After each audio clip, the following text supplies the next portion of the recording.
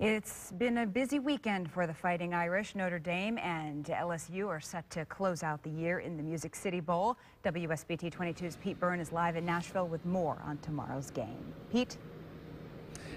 Good evening, Jennifer. You know, things are going to look quite a bit different by this time tomorrow when Notre Dame meets LSU in the Music City Bowl. For one, the field behind me right now, LP Field, transitioning as it gets repainted from the home of the Tennessee Titans into the host site for the Music City Bowl tomorrow. But that is not the only thing that will look a lot different. As today, Brian Kelly makes the announcement that Malik Zaire and not Everett Golson will be the starting quarterback tomorrow for the Fighting Irish.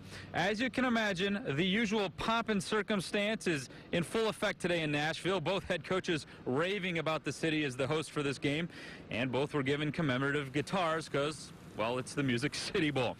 Notre Dame, as we know, has been decimated by injuries this season. Nearly all of their starting defense is now made up of freshmen and sophomores. The team has had a dozen practices leading up to the showdown tomorrow with LSU, and Brian Kelly says this game will be a great litmus test for his young players.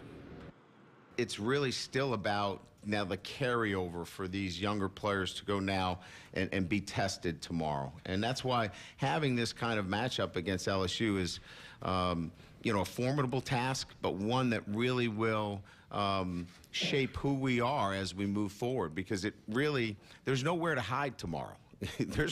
You're not hiding against LSU. You're going to be exposed for who you are. And as coaches, that's a great evaluator as we move forward.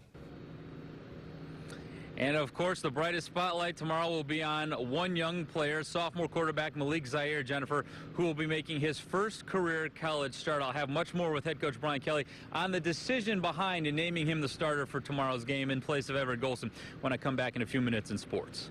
Sounds good. All eyes will definitely be on him.